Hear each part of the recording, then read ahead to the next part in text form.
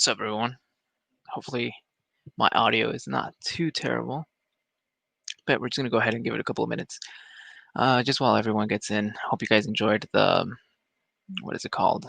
The vaporwave. I know that I personally like it. If you keep seeing me look down, it's because I have the live chat opened up on a different computer, and so that's pretty much what that is for. So I'm just gonna wait a couple minutes, see how things are going. If you have anything to add, just throw it down in the chat. And I'll take a look at it. But yeah, let's just wait a couple minutes, and see how things are. If you have any questions, like I said, drop them down in the chat. I'm taking a look at it. Also, I would appreciate some feedback in terms of audio quality. So I can't really check that myself. Um, would highly appreciate any form of feedback. Um, but yeah, I'll just wait a couple minutes. We are supposed to have a guest here. So sort of a guests, I guess you could say. Have a friend, Miles. I don't know if he wants to be doxxed or not. Oh, there he is. He's waiting patiently. See if I add him on here and see if he has a couple questions and have some fun. But we're just gonna go ahead and wait. If you would like to go ahead and say something in the chat, just go ahead and drop something there below. Again, I would highly appreciate anybody just saying anything, saying hi would be totally dope. I don't really have any agenda in terms of like what I'm going to be asking or what am I going to be answering or anything like that. It's just kind of off the cuff type of live stream. Hopefully that's good for everyone. But like I said, we're just going to wait a couple minutes, see how things turn out. In the meantime, I'm going to play some music, some some more vaporwave. I don't know if you guys. Let's see. Anybody, if you have like recommendations, as long as it's what is it called? Um, anything that won't get me in trouble in terms of, I mean, this isn't going to be monetized or anything, obviously, but um, in terms of just things that won't be, you could say, you know, taken down by YouTube or anything like that, go ahead and just drop some recommendations. I'm taking a look at the chat, still see nothing. So let's see here. And see if this works.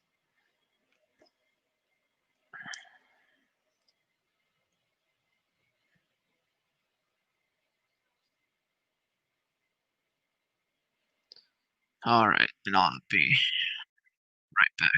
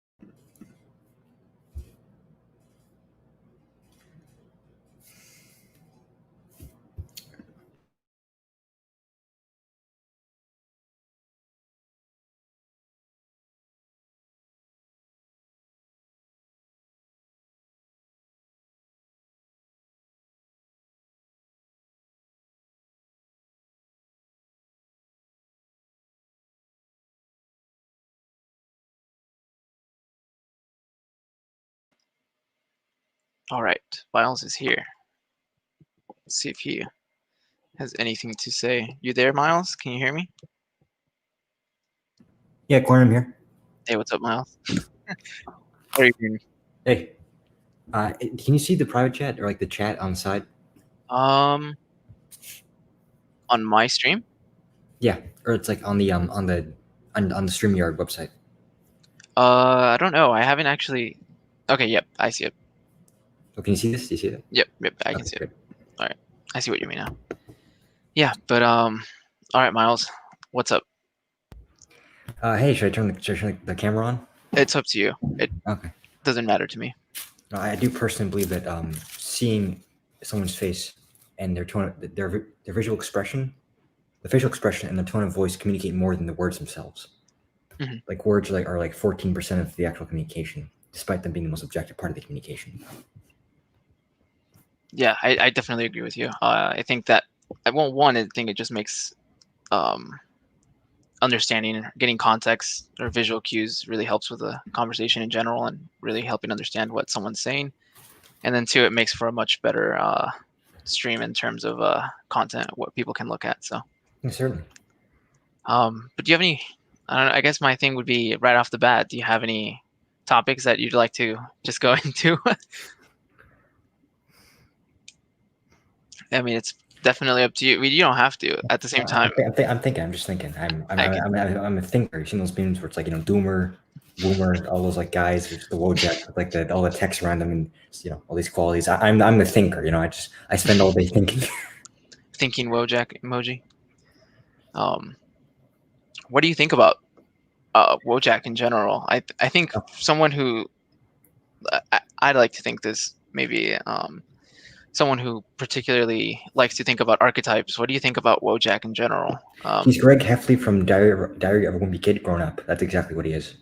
He is that he is that archetype of like the generic person who is just not so great on the inside and is a little insecure, have some negative qualities which they feel like conscious of, and they feel bad about Mhm. themselves, and they feel disconnected from the entire world. And so like this form, this Wojak means like warm face, I think, in Polish, if that's the language. It means a Is it warm face, I warm think. In face? Polish. Yeah, like warm face, like it's. I was really curious, like why it was called that, like, because it doesn't seem very warm. It just seems like guys like it's like he's neutral.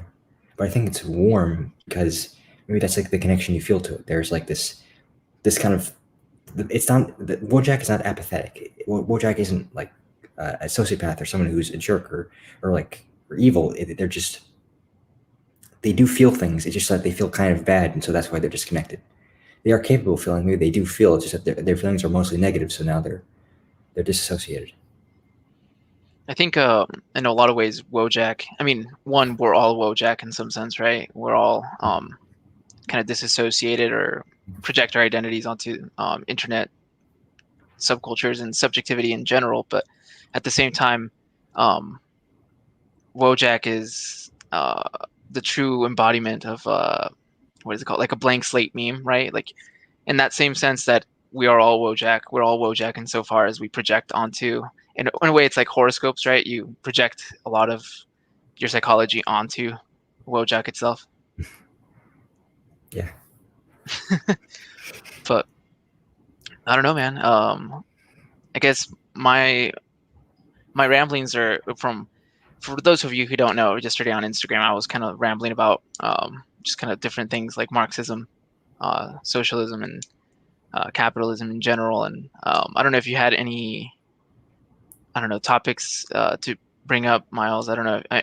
From the last time I talked to you, you seemed to be pretty pro-capitalism, but you definitely understood its shortcomings insofar as it alienates people and um, certain social safety nets or things like that. Has your position changed? Well, honestly, I've been reconsidering like what the actual elements of capitalism are, because there is the general word like capitalism and a kind of a broad way of thinking about it. But I think actually you have to look into the individual elements of how it's affecting people, which can actually vary country to country. But I think certainly America is the most capitalist country. It's like it's hyper capitalist. It's like capitalism like kind of invades every aspect of life in some way, every aspect of social life, and even your identity. Mm. And I think that's bad. I remember one time. Okay, so I will there is one thing. And there's a lot of these conspiracy memes, like in posts, stuff from 4chan or Reddit, all this stuff. There's only one thing I've ever screenshotted and printed out and put in a folder to keep with me. One thing. And it's this big conspiracy theory thread where this guy, he's like, oh yeah, I worked in the UN and with the fashion industry in Brazil, and I can tell you the truth. And I think it's mostly bullshit, right?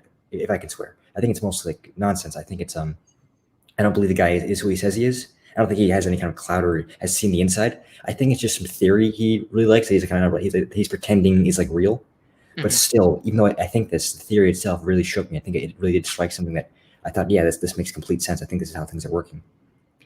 And it was more the broad implication theory. The theory was that the world essentially is kind of like this is a little globalist or whatever, but the world essentially wants it'd be better if everything was commodified.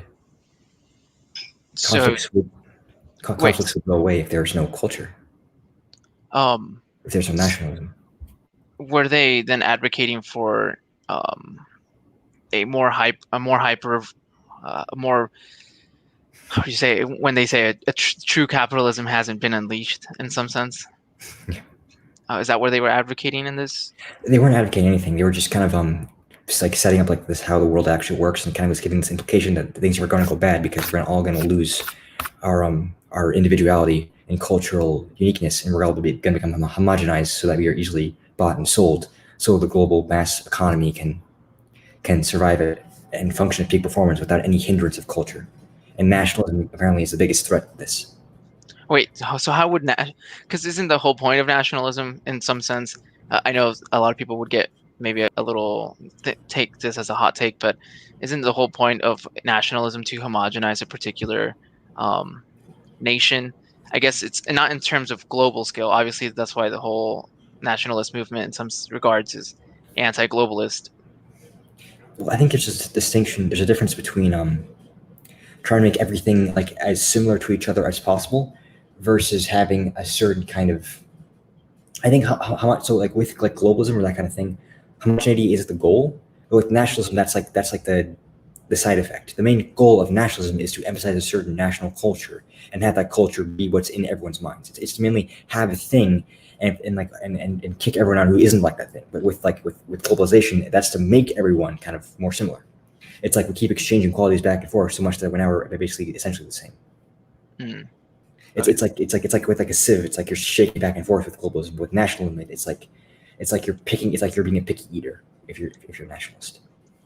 Yeah, I mean, I guess in some sense, the more nationalist movements would be like um, recognizing in a way that kind of disregarding this kind of like I would say liberal, and when I say liberal, I mean it in like the colloquial university sense, um, this whole notion of liberal smugness, and that you can somehow be. And I'm not trying to advocate anything here. I'm just saying the whole notion of somehow you can overlook the differences that people have, and somehow still live together and expect some sort of unity in between fragmentation, when in reality, time and time again, you see that when certain groups become decentralized or fragmented, usually sometimes it leads to more radicalized tensions between those groups. I mean, you can see this, even to some extent in the United States, with the rise of the Democratic and the Republican Party as two polarized opposites. I think one of the best examples of that is with India and Pakistan. When Pakistan was created by Britain, like, oh, Hmm. we're going to leave now, but we should do something nice. We should help these people out. Let's just give the Muslims their own country. Let's separate the countries. Look how well that turned out. Even though, yeah, that's actually a really good example. Even though the Muslims, Sikhs, and Indians have been had been living, for centuries together, and I think it's actually pronounced Sikh, like Sikh, Sikh. Sikh. It's like pronounced Sikh or Sikh. I think you're right. But I guess in that sense, it's like it almost seems to me that seems just to be like almost a notion that comes directly from the West. I mean, Western liberalism in general, but What the um, hell is the West? Just like Europe excluding Romania and like Hungary, and America, Canada, Australia. it depends, because I guess I would be saying the West in terms of like a particular lineage of thought, right? So, I mean, I'm not trying to exclude those countries. I think definitely they've been influenced by what you would call the West, with the rise of modernity and industrialization and things like that. But I mean, culturally, I mean, even the West itself isn't a homogenous type of way of thinking. I mean, that's the whole notion of the West. It's that it's fragmentary. And that's, I mean, just look at the church, for example. You see the fragmentation of the Catholic Church with Martin Luther, and then, the whole, the Church of England, and then the whole Protestant movement in the United States, and that whole legacy in general. The United States is one of the most fragmented countries in terms of Christianity, well, religion in terms of just Christianity, if we're observing that. Yeah, America is supposed to be like a melting pot. We're supposed to have all the cultures of the world come together, and then the problem is the filtration. That's like the concept, like the discrimination. Usually, discrimination is a very negative word, and it means like to separate some people who you don't like and favor people who you do. But I hope I wish there's like a better word besides discrimination. But like it's like also discrimination. The definition of discrimination I'm thinking of is when you actually like take the effort to say, okay, we have to separate things that are good, things that are bad. Like, let's say there's like in a certain political, like, let's say you're a Democrat and like there's certain things you agree with and certain things you don't. And you don't just agree and disagree. You think, oh, these things are actually good. These things are actually just stupid and foundationless. That's like a discrimination. Like in the Bible, it's just like to separate the wheat from the chaff, Mm-hmm. or the wheat from the chaff. The chaff The is wheat, the wheat from the chaff. Yeah, because the chaff is like stuff you don't want. Mm-hmm. You want to actually separate, like identify. Okay, this element is good. This element is bad. Some elements are kind of good. Some elements are kind of bad. And within those, the elements of those elements are good, and some of the elements of those elements are also bad. So you want to like specify what is good and bad, and just like extract those, and then create something out of that. That's like the dream of like what would work the best. But the problem is like, how do you do that? Like how can you say, okay, this thing is bad, we shouldn't do it, like without getting personal? Yeah, I mean, I don't want to get too lost into a conversation about like cultural homogeny or culturalism, because at the same time, I mean, that's a really heated conversation, but at the same time, it can easily lead down into certain can of worms. I mean, I'm more than willing to discuss them, but No, sorry, I've completely forgotten what you actually asked about America. no, you're fine. But I think you're definitely onto something. I think that there's this certain kind of and I think it directly comes from a liberal sentiment that you point out, how can these melting pots, if America's a melting pot of culture, how can all these cultures live together in harmony? And it's like, in a lot of sense, it's like, one, why would you even assume that that's possible? But I don't want to make it sound like it's not. I'm just saying, why would you just take it a priori that it's possible? Well, I think there's a distinction between actually having cultures work together versus that idea of like of like discrimination, having like only the good parts. Because I think it's even controversial and not even like inherently right at all to say, oh, some parts are good. I think even that claim is still like not really like true, or it's like not a great thing to like believe, because then you're actually going to end up like making subjective judgments that you're going to think are objective, and really it's just culturally relative. Mm-hmm. And I think honestly, that thing of like just like only finding the good parts, that to have that in the first place, you need to actually even have like a certain cultural mindset. Like, okay, I have a certain value, like hierarchy of value, and there's certain things that I do believe in, and now I'm going to judge things based on that. Like that's like a whole thing, and I'm not even sure it's even a good thing. But what is the thing is, I think, okay, maybe it's just like a very liberal perspective. But I think what I maybe you would also think is inherently good is coexistence. Like the culture just to find a way to live together, I think would be good.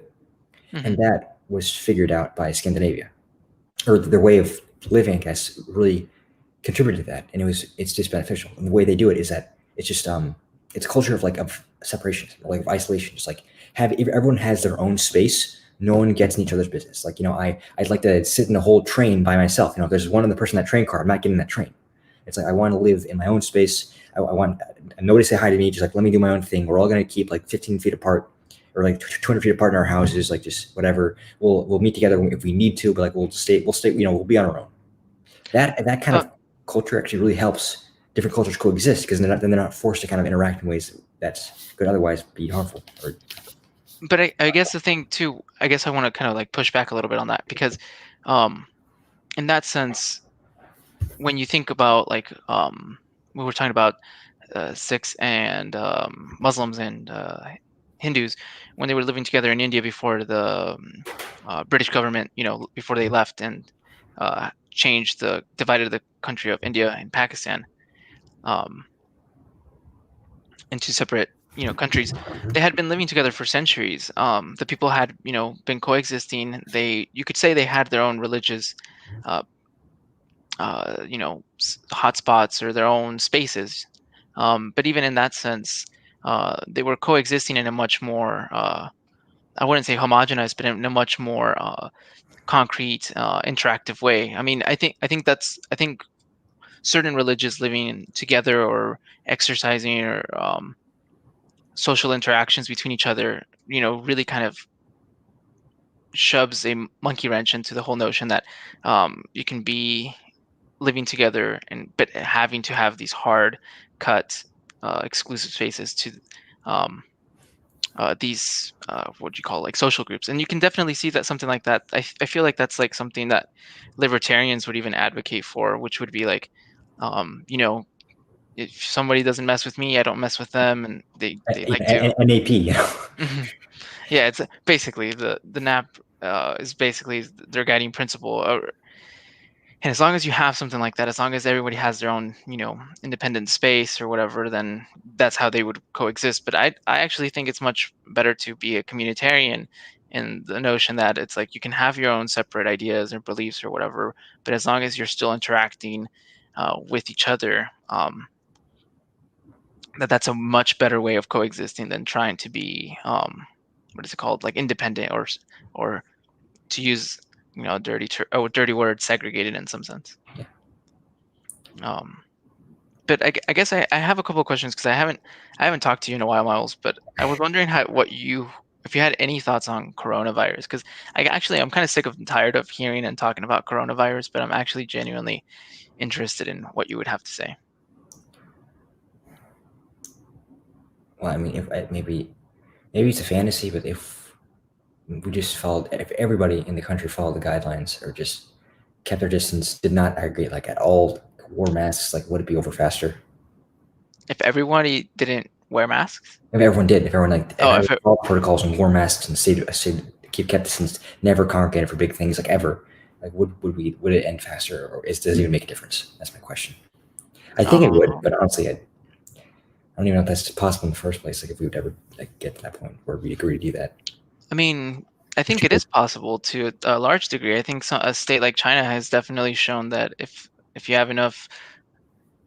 I mean, it's a combination between fragmented group, or how would I say this, bottom up, network inputs, and top down, like, administration. Because from just based on what we've seen with China, you saw a lot of fragmentation in terms of how they received their data. You had hotspots. Wuhan, definitely a hotspot, and based on how they started getting a large sum of cases, they started to, you know, strategize and, started to quarantine people, started to take certain measures in different areas. But that's all because China has the power to do that. They have this really strong centralized government. They can basically be like, nah, you're not leaving your home. The United States can't even seem to tell people, like, hey, maybe you should wear a mask. well, isn't it in the Constitution where it's like we should? It's important if we restrict liberty for just a little bit of safety. We've compromised the entire values of the whole country. Isn't that kind of like something a founding father said that I saw on PragerU one time? Oh, yeah, yeah, yeah. But I don't know. PragerU, come on. No, that's joking. But seriously, I think it actually does make sense. Like we shouldn't sacrifice our liberty for just a little bit of safety, even if there are guidelines of how to stay safe. Like, should we force people to do it? Like, should it be like a law where it's enforced? It already kind of is, but like, should we try really hard to like force people to stay inside? And like, if we see a giant beach, like, please should come and break it up. Okay, I, yeah, actually, I think yeah for that one. That's that one. I mean, I guess it depends. I would say yes. I think you should definitely have the ability to infringe on someone's liberty. If it if what you care about is maximizing overall utility, right? Mhm. If it means the conservation of the majority of people in a state, then yeah, you should definitely be able to tell someone, like, hey, you're you need to wear a mask. You're forced to wear a mask.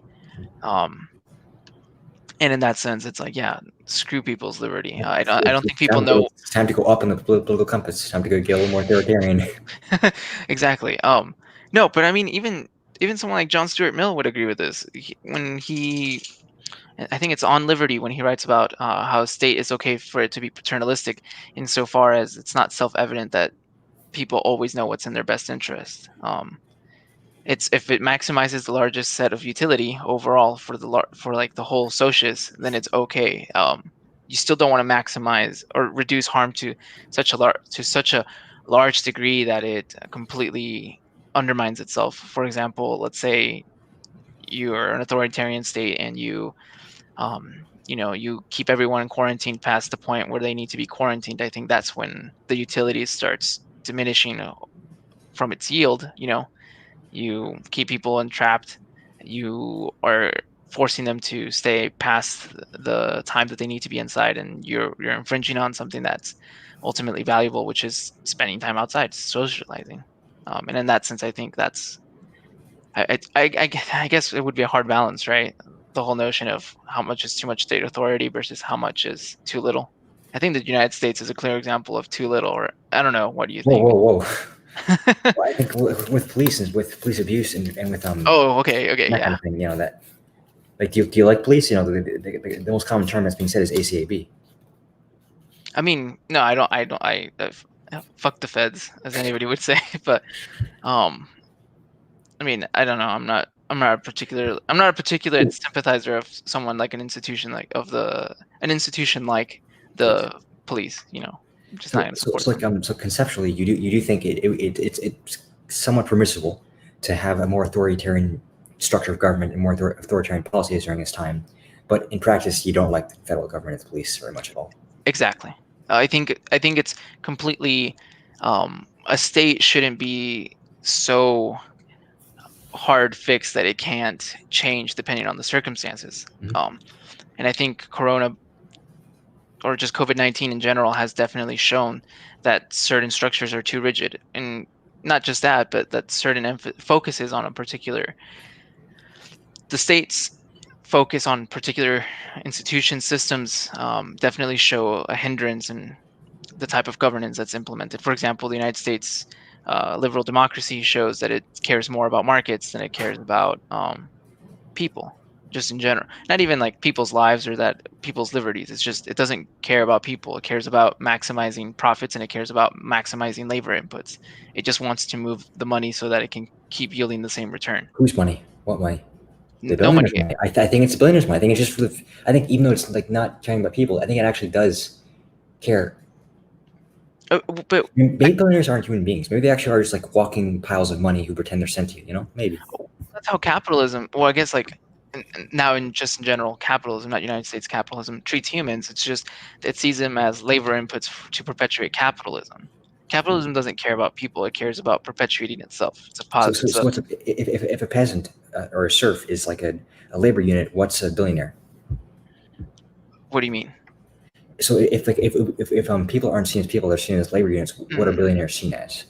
Oh, well, it's the same thing. It's just a function from a functionalist approach. It would just be a being in a high social strata to move a larger set or larger to move a larger set of capital around.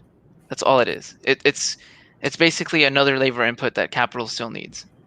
But do you think that it's rich people who are perpetuating the system?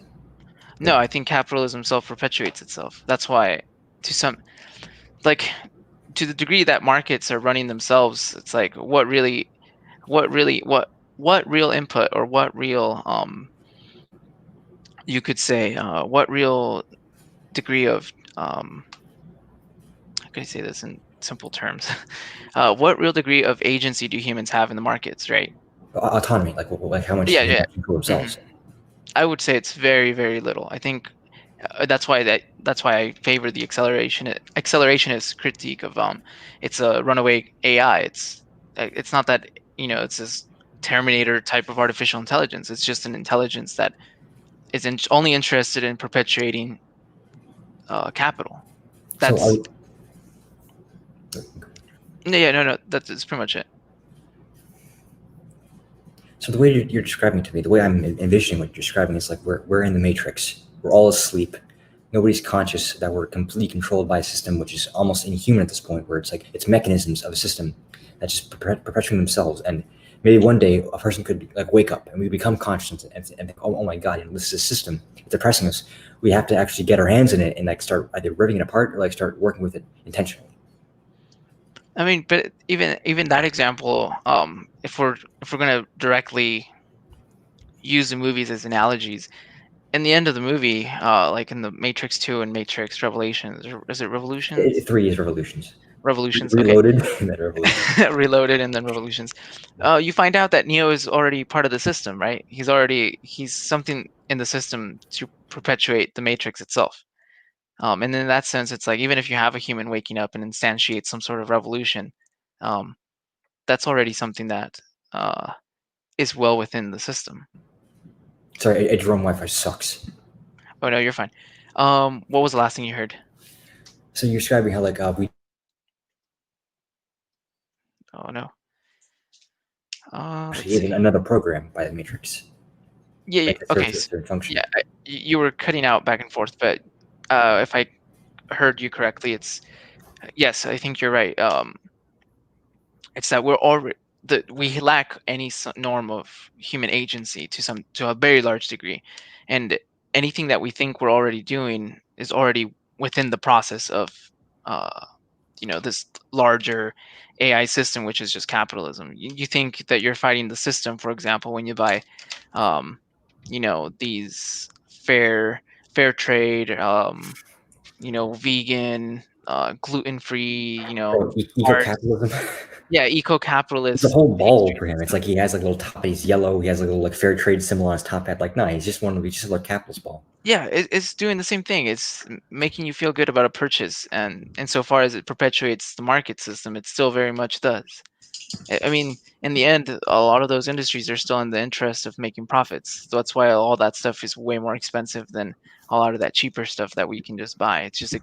it's um it extends the expenses to humans or to us, the consumers, to buy these expensive goodies to make us feel good about our consumerism. But in the end, it's still perpetuating that system, which is very much just consumerism.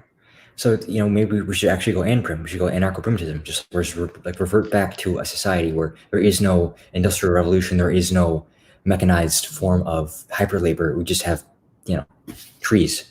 I mean, to some degree, I wouldn't go so far as to go amprim, but I think a strong emphasis on I don't know if you've heard of like I'm gonna butcher this DCiv, which is kind of like a critique on like industrialization and civilization in general, kind of to degrowth in a way, to just Yeah, kind of to not revert. to not to not to revert, but maybe that degrowth or reversion you would call it is already within that system.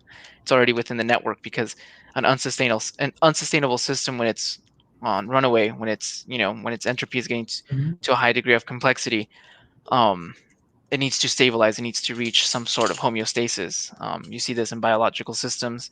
There's always a return to some homeostatic Yeah. state, and to some degree, you could say maybe that's already integrated into the process. Maybe there is a crisis point that we have to reach, and then at that point, then the job of the revolution, the job of the Marxists, the job of humanity, maybe is to decelerate in some degree. Once we are getting closer to a state where we can have homeostasis and a long-term scale, then we don't have to start changing things, being like radical and destabilizing. Then we actually want to stabilize. Hmm. So we'll be in a healthier homeostasis. Exactly.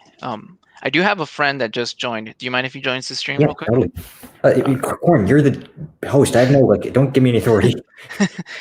no, I just was making sure just to see how we vibe. Jarp, by the way, is my friend. He's from the same hometown. Don't dox us.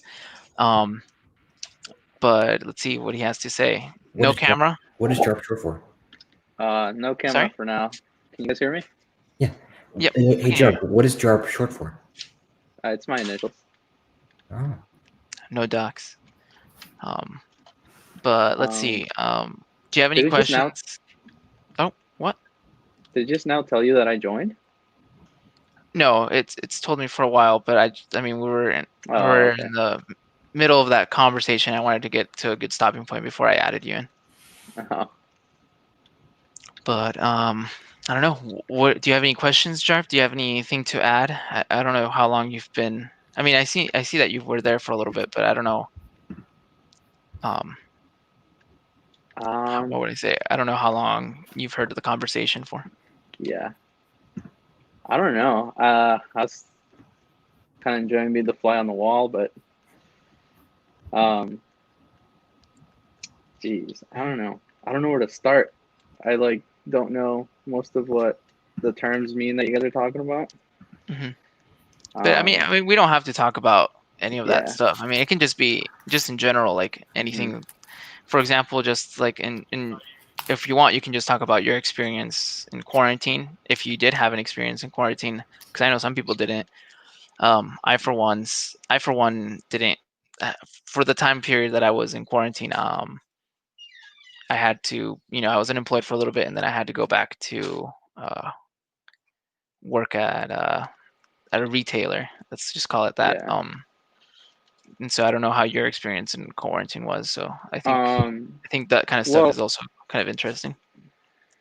yeah. I mean, my experience was my job didn't shut down or anything, so I don't really know Mhm, like what the people are going through as far as staying home and like complaining about like basically getting mad at other people, like being like, hey, like what are you doing working? Just stay home. And mhm, the people I worked with, I delivered to a lot of like job sites and stuff like that, to where blue collar people would be at, and then they mhm, would all they would do is complain about like, oh well, we don't have it that easy because we have to work, and the virus isn't anything anyway. It's just a respiratory virus. So I like, and then I came home, and then I have family members who were staying home because their jobs did uh, like allow them pretty much to work from home and stuff like that. mhm. So it was just weird seeing both sides of it, because you can see why, yeah, you do need to stay home, and then also, yeah, you do need to, Wear a mask. provide some sort of, yeah, you need to provide some sort of income, but all those people who were not wearing masks were just dismissing it as something stupid. But you know, I went to I went to Vegas recently, which I know I probably shouldn't have because it's there's a pandemic going on. Bro, don't out yourself, bro. No, I'm just playing. Um, I'm getting canceled today. um, see, everybody there was being like respectful about the fact that you had to wear a mask, and everybody I ran into was wearing a mask, and almost everybody at least had like one bottle of hand sanitizer. Like I thought that was weird because I wasn't used to seeing it around Grand Island, Mhm, but Grand Island's being very like negligent to the whole thing. They're just being they're just saying they're not going to be quote unquote sheep, mhm. and wear masks, and stop doing stuff that they have to just because of a virus that's killed a few hundred people. And they bring up numbers that you can like discredit pretty quickly, but to them they're very like significant. Like, oh well, corona, like that article we were reading today. It's like, Mhm. oh, coronavirus is only like a certain percentage of the daily rate of death or whatever. And then they were also saying, oh well, all these people had underlying conditions. I don't have any underlying conditions, so why should I be worried? Mhm. There's just a lot of those comments going around, and it was pretty tough having to go to a predominantly like Republican, I'd say, workplace, Mhm. and hearing all that chatter, and just staying quiet for the most part, just because I didn't want to. Um, I'm not the type of person that like to argue, or, you know, Instigate like uh, conflict or anything like that. yeah, yeah. I stay away from confronting people about anything for the most part. So I just kind of heard their comments, and it's you can't just go up to them and prove to them that coronavirus will kill them. You know, Or that it's real, right? yeah, I guess. Because I mean, I'm I don't know. I guess just real quick, because I know that a lot of people were talking about how like even questioning the existence of Corona, right? Like they were kind of like yeah, it's all fake, blah blah. It's fake news. And I think you mentioned earlier that you mentioned kind of like the attitude of where we're from. I don't want to get into too many details again. I mean, obviously, I know who's watching this live stream, but I don't want to dox too much. But I do recognize that the state that we live in is primarily a Republican state, and to that degree, a lot of the comments that we get is a lot of the rhetoric that you get, by Cheeto Puff himself. Yeah.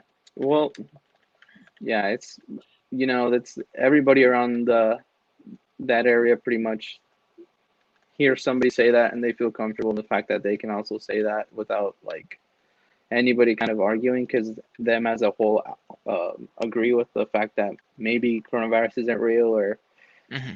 they haven't seen it any other family members affected, and if they have, most of them are like, oh well, I didn't have all these symptoms that like would kill you or anything like that, but I have met some people in that area that are also, they've been put in a hospital bed for like a week or two.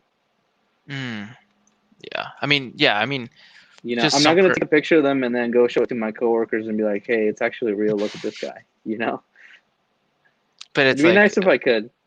it's one of those things, I feel like, with people, that it's like, it's not until it happens to them or that someone in their family or whatever, when they actually have like a genuine hand-to-hand experience, that they actually care about it, and then two, Yeah. they take it serious, or they think it's even real. And I think that. Well, Mhm. back in I think it was around like a month ago, I saw some guy on Twitter.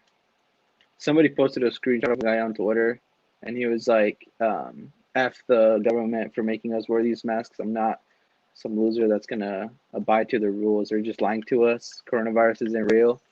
And I was like, "Why is this like so popular? Like, there's so many people saying that." And then I clicked on the comments, and some lady was like, "This isn't funny, guys." They're like, "He was a really good human being and stuff." And so I searched him up, and he died of coronavirus. Mhm. And people were just making fun of him because he posted that he wasn't going to wear a mask because he said coronavirus wasn't real. And I guess like 2 weeks later, he died of coronavirus. So I know what point you mean by they really don't see how real it is or care about it until It them happens. themselves, or or somebody that they know gets hit by it. Let's see here. And then, I don't know if Miles, are you still here? Yes. Miles, I don't want to dox you too much, but I do know that you're from I don't know if you care about. New York City. It's If, fine. okay, yeah. So Miles is actually from New York. And so how was Brooklyn. represent? How was New York? Is he there right now? I don't. Miles, are you back? Not yet. Well, I'm eating pizza, but I'm putting it. Wait, This don't pizza. say don't say where. I mean, I've said where we're from before, but again, don't dox too much. But I'm not how gonna say my part number or anything. what part of I guess roughly, how was Brooklyn, or how was New York? Okay, sorry, my headphones were out. Now they're back in, so hopefully there won't be an echo. No, you're fine. So it was really fine where I was. Again, I didn't like leave my house at all, so it was mostly fine. And also, actually, I was checking like this map of like which neighborhoods were most affected by COVID, Hmm. and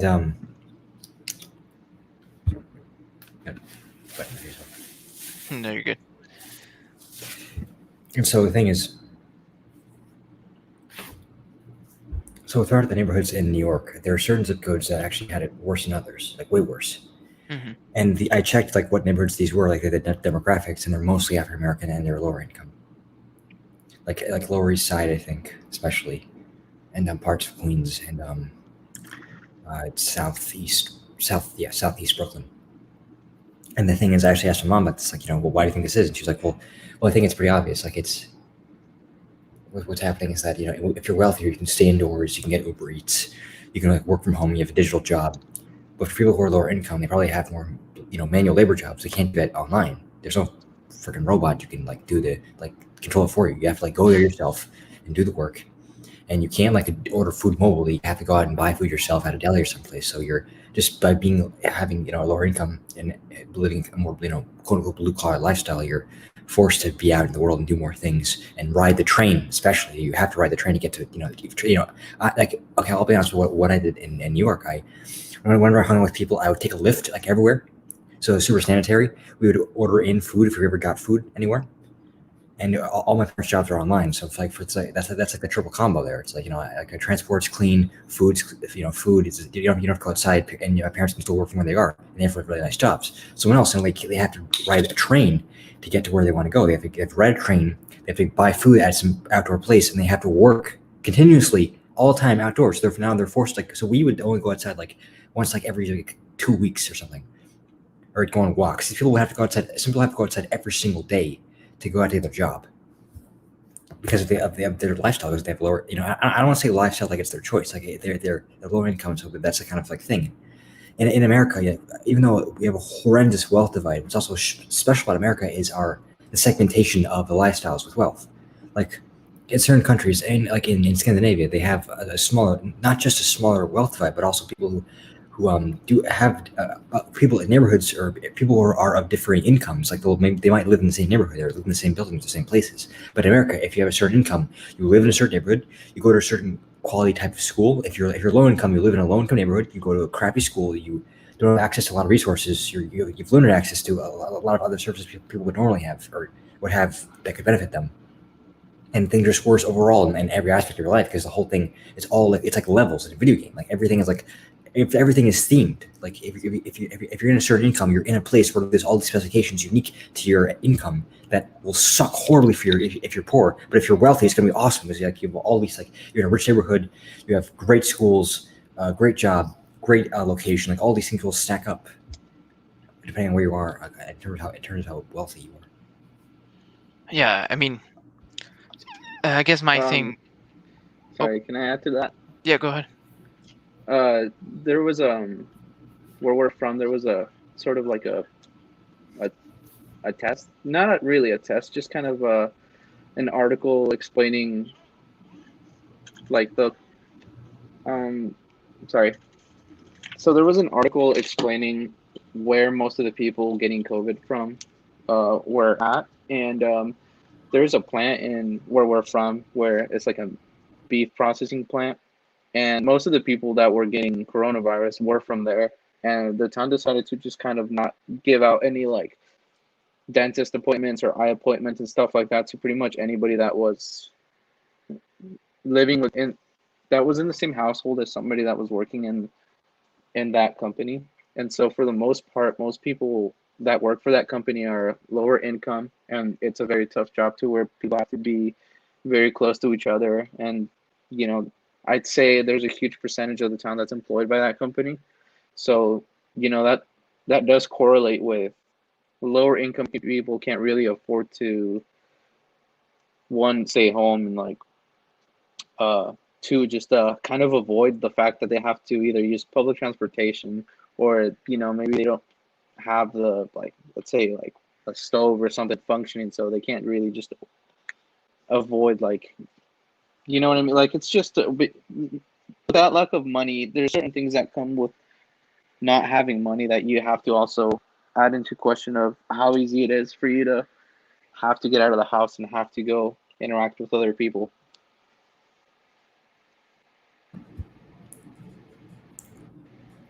Yeah, go ahead, Miles. Oh no, I wasn't saying anything.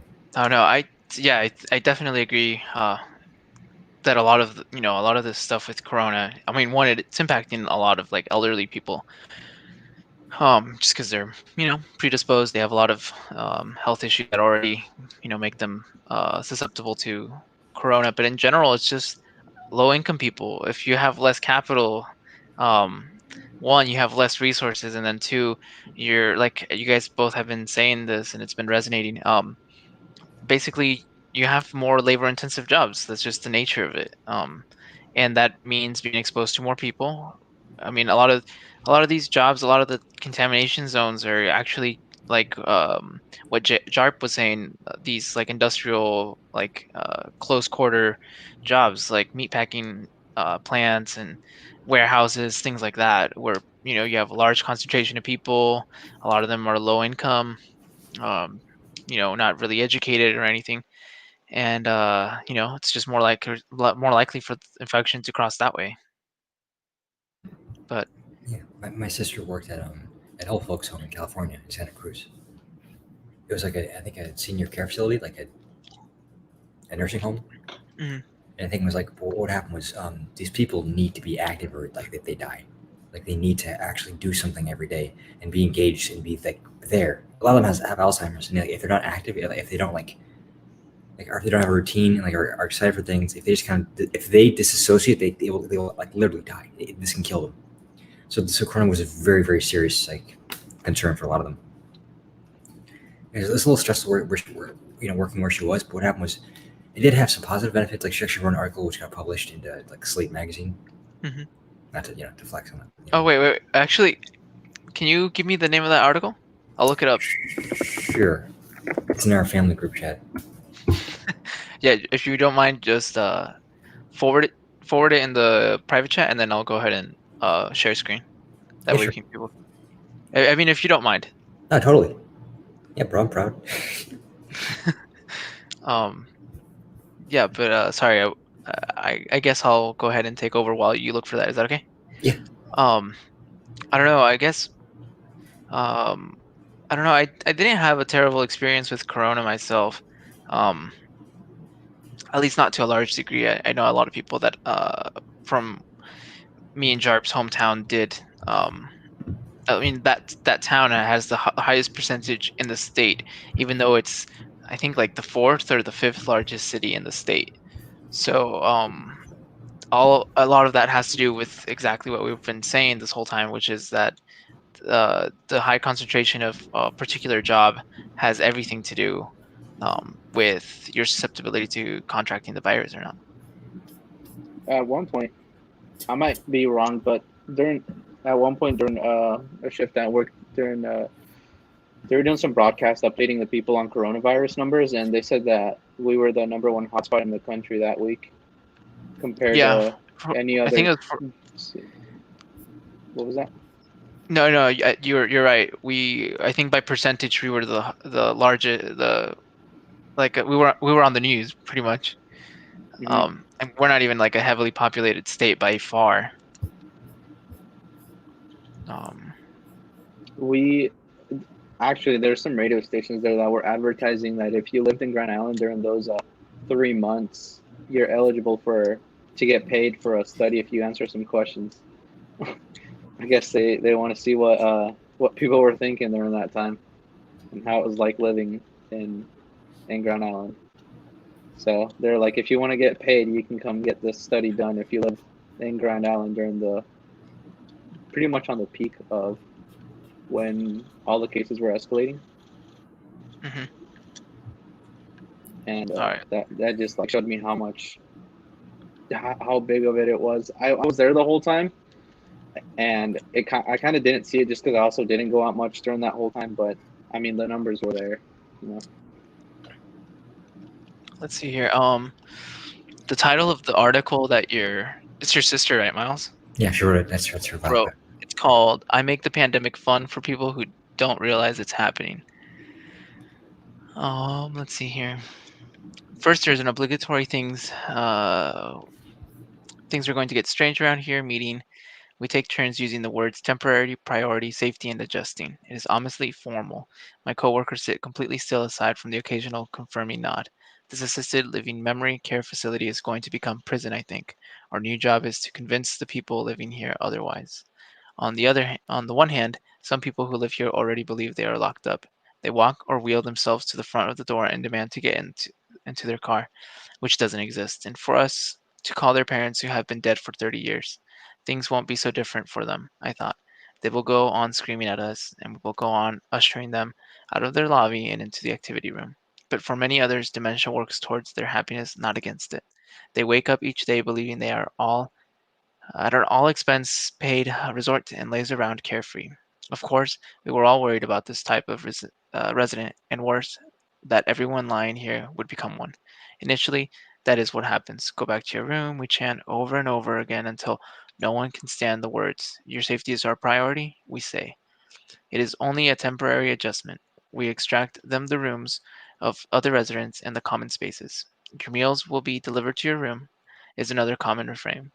We find them sitting in the corners of the dining room, even though all the lights are off and the central tables have been pushed to the edges of the room to make space for 100 boxes of takeout containers and plastic cutlery. Man, this is really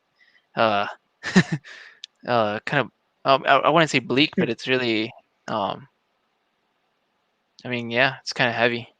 Um, I'm gonna link this actually in the for those who want to read it because I don't Who wrote that? Miles' sister, Oh, nice. if I'm not mistaken. Let me just go ahead and add that to the chat. If anybody wants to read that, I went ahead and link that in the chat. But that's actually really cool, Miles, that your sister wrote this. And I mean, it's just another one of those things that it kind of just shows like I mean, I'm not trying to say like we should be scared and like fearful or whatever, but I mean, it's just kind of the reality of things, right? Like, I mean, Corona's Yeah, really you kind of should just messed things up. take precautions or whatever it's called. But let's see here. All right, and then we are coming up on an hour in the stream. I'm probably going to go a little bit longer, just not too long, but just a little bit more. Do you guys have any points or, I mean, anywhere else in the conversation you guys want to go to? Anything we haven't touched on?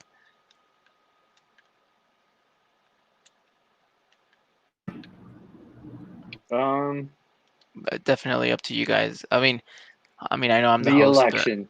Just kidding. but the election. Let's go. No. I mean, it's old men. Like they might both die of COVID. Miles, are you gonna vote Trump for the quote unquote Bulgar accelerationist theory? The environment honestly is too important, and it's slightly better. So we're going to vote for Biden. Wait, what do you mean? The environment is too important, and it's slightly better for people who are marginalized. I know I have the privilege to vote, and it doesn't affect me at all. But really, I shouldn't be voting Biden. I'm going to vote Biden. Honestly, I want to vote Kanye just in the small chance that everyone else does as well, and he becomes president to fuck everything up. That I would want that. Like I don't mean like do things crazy. I mean like really ruin politics, like actually ruin them. So things would be so bad we'd be forced to actually like recalibrate how politics work. You want radical change to come. No, I'd hope for change. But I want just destruction. I want disaster. Which of course is very privileged because I have the resources to sustain myself pretty well in that scenario. But wait, why do you want disaster for? Because I hate the two-party system. I despise this dysfunctionality of politics. I want people to think for themselves. I'm not sure this would actually. I mean, people do, but I want like there to be like less of a hegemon, like a push to believe in one of two main ideologies, which aren't even ideologies. They're very, very generic parties. I want them to be torn apart. I want a political reset. So you're looking for, I guess to some degree you are looking for the, wait, but you said you're voting Biden? Yeah, I'm voting Biden, but that's not what I want. I mean, deep down, of course, I lust for destruction for a crazy fun time, but I mean, it's not going to be fun for people who actually don't have the resources to support themselves. So, of course, it's a little privileged fantasy. Miles, is that I can hear you. I can hear you. Black pill, you can't hear me? Corn. Yeah? Can you not hear him anymore? Can you hear me? I can hear you, Corn. I can hear him too. Okay. Oh, never mind. I can't hear Miles now. Let's see. Miles, if you can hear us, wave. Sorry, this is my it's my headphones. They're fucking up. It's the wire. Okay. Wait, I hear you clearly now. Yeah, I can hear you now. Okay. I was just mentioning, is that you, Miles? Black pilled? Sorry, I take these off. They're not working. Yeah, just Yep. No, you're fine. I was gonna just mention that while I'm talking, just mute your mic. But what was I gonna say? Is that black pilled, Miles?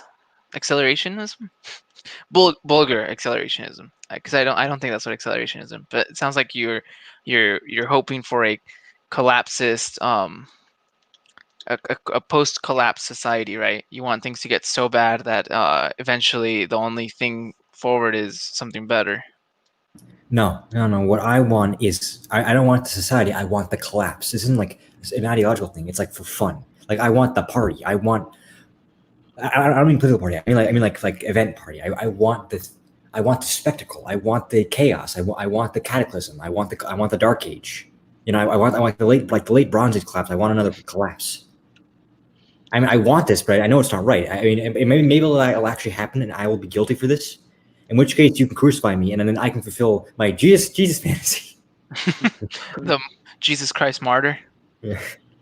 Um, yeah, I mean, I'd be lying if I said I didn't want some sort of fundamental change, even if that means going towards like the collapsist route. I mean, I just don't think that's beneficial. I mean, I think obviously we're both coming from a point of privilege, right? Or quote unquote. I hate using that term, Why? but to that degree that I think that privilege. I mean that collapsist route would probably be the most fun insofar as it aligns up with a lot of the cultural media that we've grown up with in the United States, right? Like things like Hunger Games or stuff like that has really um, shaped the particular subjectivity of young adults in the United States, and I don't think that's coincidental at all. Um, but yeah, I mean, I don't know. Do Yeah, you I have feel any? like a lot of people are just waiting on that day to where they won't have to do that ordinary 9 to 5 stuff of that like every day. It's the same thing, and I think everybody low key is just waiting for that you know disaster to happen, where it does become sort of like a Hunger Games type of scenario. Not Hunger Games like that, but like that sort of type of living. Yeah, I definitely agree. I think this is why something like the work of Mark Fisher is so important. Um, because in that same in Mark Fisher's most famous or one of his most popular books, Capitalist Realism, he mentions how it's easier to imagine the end of the world than it is to imagine the end of capitalism. Hmm. And we all like you. I think you said it perfectly, Jarp. How we all want to escape the drudgery of the 9 to 5. Um, you know, kind of like what is it called? The managerial life of just looking up to your Corporatocracy. yeah, it's just living life in terms of corporate this corporation kind of controlling a large set of aspects of your life. You can't dress a certain way. You have to abide by this inclusive way of thinking or acting. It's not just you go to your job and you do your things at your job that you need to do. It's you go home and you're still applying this you could say this work subjectivity even at home. And you take your work home, and in a lot of ways we've all been, since we were kids, we've all been socialized to think in this 9 to 5 capitalist um, subjectivity. I mean, you go to school from 7 to 3:30. Um, you eat lunch at a certain time. Um, there are certain rules to follow. You can't do this. There's this thing. I mean, I'm not trying to say um, like sexual harassment or whatever, but there's these there's rules of conduct at work, and a lot of that stuff. Yes, it's a lot of that stuff is useful and it definitely should be followed, but how much of it exactly is useful for the happiness of human life? How much of it really shapes, how much of it is really necessary to make a human being feel like they're flourishing? And I don't think capitalism is supposed to maximize how you feel as a flourishing person. If anything, it just constantly alienates people to the point where it's like, is this really it? Is this what my life is? Is my life is just waking up um, and doing the same routine over and over? I don't think. I think people are lying when they say that they want to quote unquote work for the rest of their life. I think that's just a bunch of baloney, and I think it has to do everything with what we define as work. I think honestly,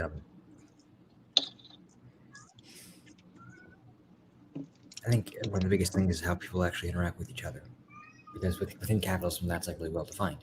Everyone has like their position of authority, your coworkers, people in different industries, like people you meet with at lunch, like that kind of stuff, all kind of facilitates the interaction people to people, like especially with social classes. I'm thinking like in a film like The Matrix, like what happens is like again, it's all like programmed. Like Smith takes over the entire Matrix, and the Matrix gets saved only when they can deal with machines, and then Neo blows up or something, explodes light, and he killed all the Smiths who infected all the people. And honestly, what would have been more fun to see is like a Matrix movie where Neo actually like they go around and like start talking to all the people in the city, like whatever city they're in, like Neo Portland or Digital Portland, and everyone starts like freaking out, and everyone kind of starts going crazy, and the people themselves like start fucking the Matrix like en masse, like through like as like a big thing, just because everyone's just, like their minds getting fucked, and so like they became process where they're in. Everyone's like trying, like their cerebrums are all trying to like wake up at once, and so it's like a mass hysteria. It's like ripping apart the little fabric of reality. I think that would be more fun to watch, or more interesting. Yeah, I definitely agree. I think this even brings up some of like French theory in certain in regards to hyperreality, something that is a concept by John Baudrillard, who it's like the reality. Simulation.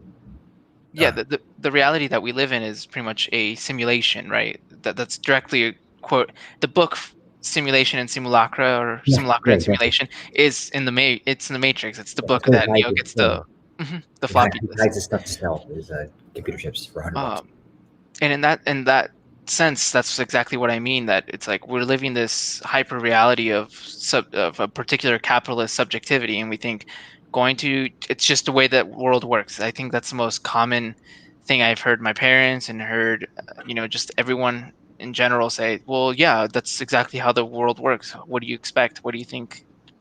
Why are you trying to say that or why do you want things to be different when in reality it's just how the world works? um, and they don't see that it could be otherwise. The world could be otherwise. It's not necessarily the fact that we have to have these 9 to 5 jobs, that we have to go to work. I mean, we live in the most productive era in all of human history ever. There's so much surplus. There's so much surplus in terms of food that we literally throw thousands and thousands of tons of just byproduct that goes to waste when it can be redistributed and sent to the third world, and yet somehow we still say this is just how the world is. One third of food is wasted in transportation alone. Yeah, I mean, even COVID-19 has shown that. I don't know if you guys saw the clips of dairy farmers who were just dumping gallons of No, no. dairy. Why Yeah, can't you because do it to poor people? Like, what's the problem there? It's like just give your resources. Like, if you have, like, I understand, like, potato farmers who have to, like, to store their potatoes. You can't like plant, so you have to raise it up. But still, it's like you can't like give the milk to poor people. You can't like start giving out free milk. Like, just yeah, no, exactly. I mean, Um, a lot of that stuff. Just one real quick chirp to, mhm. um, a lot of that stuff is already government subsidized. I mean, the only reason why milk is so cheap is because it's subsidized by the government.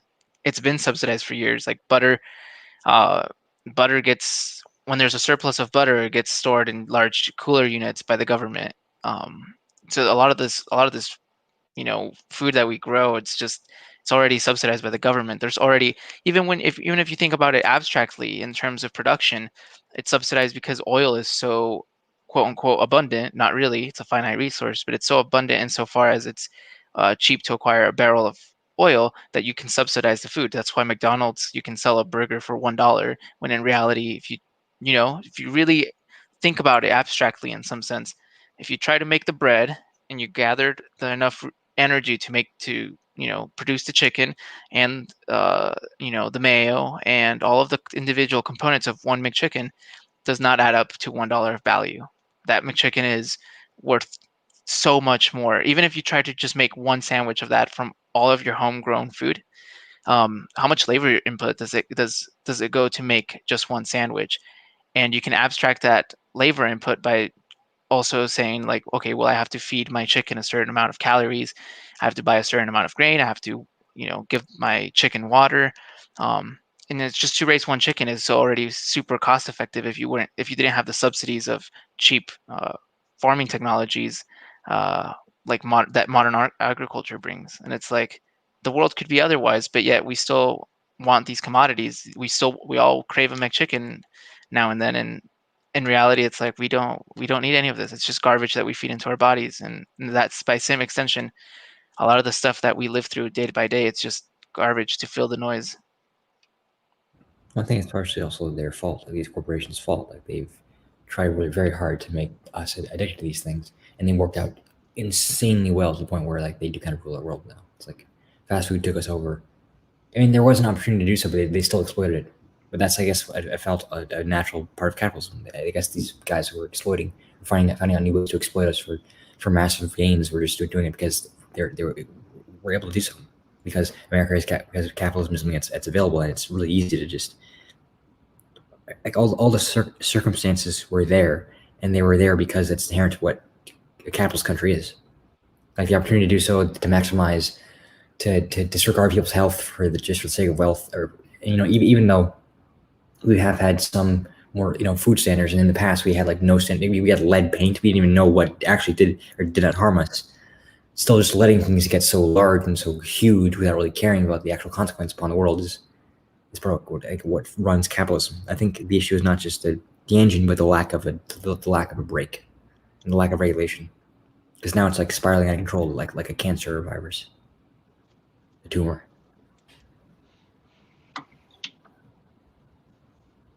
Let's see, Jose, were you gonna mention something?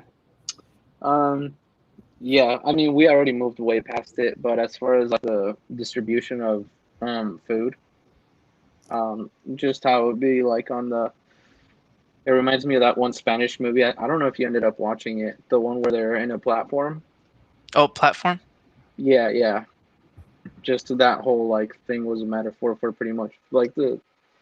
I mean, I took it more as a metaphor for money, but technically it's also true for food as far as the people who are like all the way at the top are just eating whatever and then just throwing the rest away, and then the people at the bottom are they're not finding a single crumb, and there's no reason for the people at the top to uh, just throw away the amount of food that they do and just to kind of ruin the whole thing for the people at the bottom. There's once you get to the bottom levels, there should be more than enough. The movie states that there's enough food in that platform for everybody to eat one meal. People at the top are always eating like 4 or 5 meals that they shouldn't eat. Mm-hmm. Yeah, but I was I just saying that kind of reminded me of that film from Spain. No, I think that's a really good point, because I mean, just to like kind of illustrate the United States again in a little more negative light. I mean, a lot of the problems that we see now are with things like climate change and global warming, whatever you want to say about that. But in reality, it's like the only reason why everyone says, "Oh, well, the United States could never move away from everyone having a car," because it's just not the infrastructure isn't there for everyone to not realistically have a car and be able to get around to places. But then you think about how much money goes into the industrial military complex, and it doesn't go into establishing, um, you know, concrete, structure, um, or good infrastructure. For example, China already has like a mainland. What's it called? What is that called? The bullet trains. They have a Yeah. fast trains that basically go from one end of China to the other. United States, what's the closest thing that it has? The Amtrak, really, which has been around for, almost 2 centuries, maybe a century. We still have the same locomotive technology that we had 50 years ago. And then, I mean, to that extent, it's like, oh, well, everyone has a car in the United States, and it's like, yeah, everyone has a car, but look how much pollution is going into the environment, when you can just invest in public transportation, diminish something like what is it called, carbon emissions, and then maximize um, maximize the well-being of people overall. But yeah, I mean, I don't know. I guess we're getting a little heavy-handed with the capitalism bad, socialism good. But yeah, is there any points of conversations that you guys would like to add?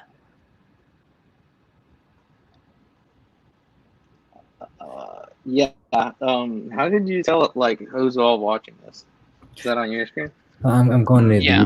he's streaming on YouTube. So I'm going back to YouTube. Oh, Viewers that are. okay. Does it show how many people? Yeah, it Yeah, shows how many people are watching on YouTube. I think there's nobody watching this. Besides us, I mean. There's there's 3 viewers. I think it's the 3 of us. So is this gonna go up on YouTube afterwards? Yeah. no, it's Okay. on YouTube now. Yeah, but does it save it on your channel? Yes. It usually does. Yeah. Okay. Oh, I thought it was just once the live stream's over, you can't go back to it. Oh no, people will be able to Okay. go ahead and I rewatch couldn't make this. it to the first part of it, so I didn't really know what you guys were talking about. Like right as soon as I came in. So I'm gonna go back and And watch that. rewatch, I guess. Yeah. Yeah, you should be. Cool shirt. It's an H3. Sorry. Yeah, it's Teddy Fresh. Didn't they Yeah. they banned Leafy? What's up? They banned Leafy. They were the guys who apparently banned Leafy because he posted a really rude thing about Ethan's wife.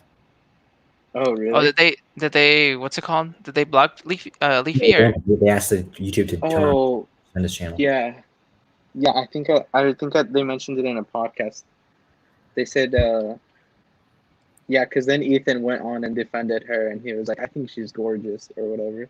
Oh God, yeah. Because I think somebody made a weird animation and Leafy included it in his video, and the weird animation it's like like really like low quality like polygons, but then Ethan's wife is like just a horse.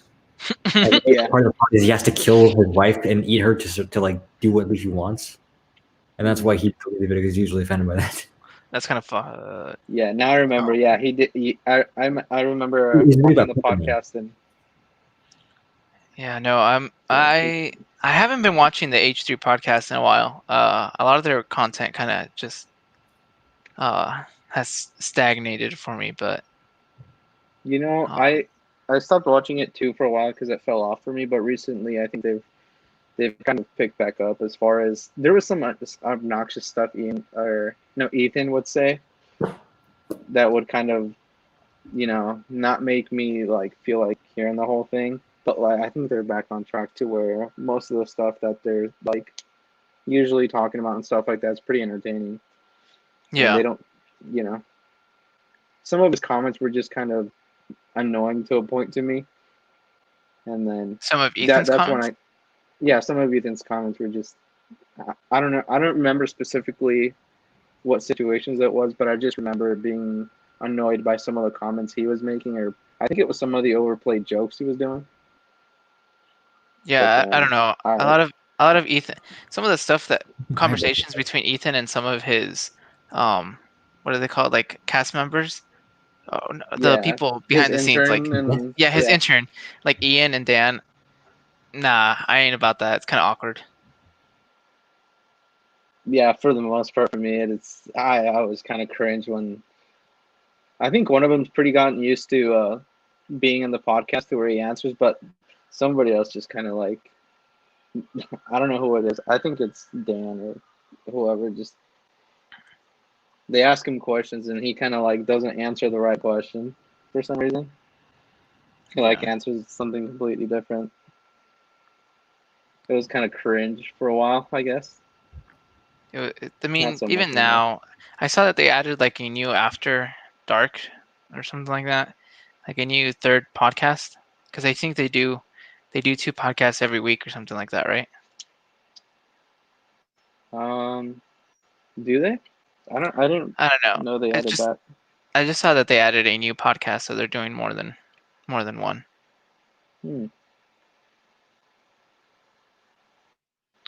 I don't think they've had a guest on in a while too, but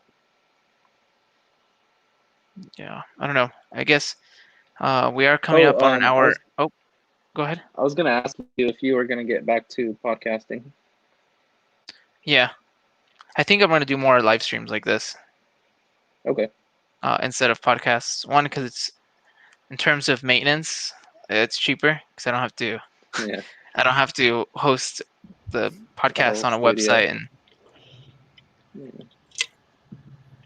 But I don't know. Maybe I do. This whole podcast is just to kind of promote the podcast coming back. So I do have some episodes that are coming up in some time. I wouldn't say this month per se, but towards September. I am working on some things with a I'll call it brand. Please Jose, I think I know what you're talking about. I think Miles, you may know a little bit about what I'm talking about, but there is a side project that I'm working on that should be coming out in the next couple of weeks. I saw part of it like on SoundCloud. Like it was a podcast. Yeah. The podcast should be making a full swing return, but there's something else that I have on the back burner. Yeah, and that's tangentially related to Pop with Corn. It's like a weed channel, like where it's like you eat a bunch of edibles, like you review it. Like, No, I think we need to get out more of those. no, man. Maybe not. Maybe for a different time. But I did want to mention that we are coming up on close to a half hour. So we're at an hour and 23 minutes, I think. So I will be wrapping it up shortly. Is there anything else that you guys wanted to go ahead and talk about or briefly mention, or in the next 6 minutes that we have? If Anything? If university has less people, should charge you less or should charge you more? Less. Less enrollments, like because of COVID, should they charge you less or charge you more? Well, I think the university would benefit from charging more because there's less people, but at the same time, they should charge you less because, one, you're not benefiting from, at least based on my understanding, you're not benefiting, from the particular learning environment that you normally would. So a lot of the classes are probably going to be held in Zoom. I'm pretty sure as soon as you guys start this week, this upcoming Monday, I'm gonna call it, as soon as you guys start, about 2 weeks in, you guys are gonna shut down because of the number of cases that are gonna pop up. Like 2 weeks of being university, we're gonna have to go back home. What you're saying? Yep. Mm-hmm. Fuck. Are they gonna rebate us for our payments for housing? Probably not.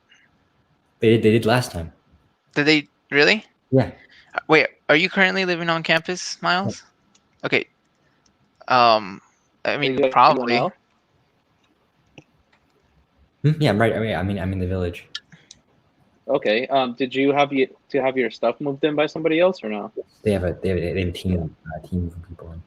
Oh, people moved the stuff in for you guys? Yeah. They actually, the university hired a private company to move everyone's stuff in. So what happens is you pull up, you go to the Bob Devaney Sports Center. They give you a little card saying, "Here's like your thing." You give it to a person. They know where your room is. They carry your stuff in boxes like to your room, put it down, and then you can go to your room. You have to walk there. Wait, so that's actually really interesting. I actually hadn't heard about that. But does that mean that you have to have everything in boxes? Well, no, not in boxes. They put it in a box. They put stuff in a box and they transfer the box. So you can have all the stuff. They just have to fit it into into as many boxes as they need. They'll put them in the elevator and move them around to your place. That makes sense. Yeah, I worked for the university. What is it called? The maintenance for a while last summer, and we did some stuff like that. But I wonder if you said they hired a private contractor, maybe? Yeah, probably. Private company. Man, that's pretty crazy. I didn't know they did that. From Oklahoma. Really? Yeah. How do you know that? Well, because my dad actually asked him, he was like, "Oh, so when's your shift? Like, where are you guys from?" And so that's how I know. That's pretty cool. Are you excited to go back to classes, Miles? Well, I already tried to. Apparently, there's like going to be my one. History of Rock became in person. So I'm trying to think. Then pre-modern Europe, psychology, and business, which is already online. So the only in-person classes I would have would have been my pre-modern Europe, my lab, and then my psych research class. But what happened was apparently my psych research class is now apparently completely online. Because you're still majoring in psych, right? So I think actually now all of my classes are online. Because I think the lab's going to be online, and now it seems like without making it official, now my psych class is going to be online. It seems like. And then my pre-modern Europe class is actually we're going to have like in-person classes, but only once a week. But apparently they're either optional too. So I was like, oh yeah, so you can sign up for one class, one day of the week for introductory thing. So I signed up for my thing on Thursday. I went there on Thursday. No one was there because apparently I misread the thing. It was for 1 week from now, not that day. So I went to class without even knowing there was no class because that was for one week. It was for August 27th, not the 20th. Next Thursday, not this Thursday. Not this upcoming Thursday. No, there was the previous Thursday, not 2 days ago, but actually a week from now. But still, it was good. It was a good opportunity for me to walk around campus. Selic is closed. You have to, or you can't like. So you know how the dining works now in the university. No. So you get on a giant line, and then the guy will like have a plate, and you have to ask them like what you have to say to them what you want, and they put it on for you, and they hand it to you. I didn't know. Wait, so sorry. I'm trying to set up the end of the podcast, but can you repeat that one more time for me? So when you go to dining hall, what happens is you go in, and then you get on a big line, and you don't serve your own food. So the workers back there put food on a plate for you, and it is very hard to control how much of the food you want. You have to say, okay, a little more than that, a little less, and then when you ask like 2 things, they stop doing it and they just give it to you. You can't control how much food you want, and it's really awkward to go back and like ask for another plate. Like you can, but it's like kind of weird too. So it's like you have little control over the food you want to have. And then Selic is closed. You have to order digitally. You have to like press the digital thing and say, okay, I want this, and then you have no control over how much food is in there because it's all online. Wait, you have to order Selic food online? Yeah. I guess they put it in a box and they get handed to you. this is terrible. I'm so glad I graduated. But all right, I'm gonna actually start wrapping up the stream, guys. I guess, do you guys want to plug anything in, any social media, anything that people can find you if they're interested in anything that you have to offer to them? No, I'm trying to think of what thing I want to plug in for like somebody else. Like what's worth talking about. Anything. I mean, even if you have an Instagram or Twitter, anything like that you'd like to plug in. I mean, I am posting things on my Instagram now, but it's once a month because I'm trying to exploit like this person posted for the first time in a while. Like you get a notification, and so I'm only gonna post once a month to kind of like exploit that as much as I can. So everyone's gonna get notified when I post something because it'll be so rare. That's what is your at? It's Insta something, like Insta, and SOMETHIN. That's Insta something. That's Instagram. What about you, Jarptig? Just you can do JARPLENS. So it's Jarp's Lens. So some of my photography work on there if you guys want to check it out. Based. Yeah, based on Red Pill. Let's see here. All right. Well, thanks for watching, everyone. If you're just joining, tough luck. We're actually heading out. But hope you guys enjoyed, those who stayed around and watched the entire thing. Thank you for joining us. We'll be doing a stream sometime soon. I don't know yet. Maybe next week. Corn, what is this? Yeah, what's up? What is this? Oh, you'll see. It's just for the audience to enjoy it as we head out. Yeah. Well, it's not my outro, but Yeah. All right, guys. Well, thank you for joining, and I hope you guys have a great rest of your day. Have a good night. See you guys later. See ya.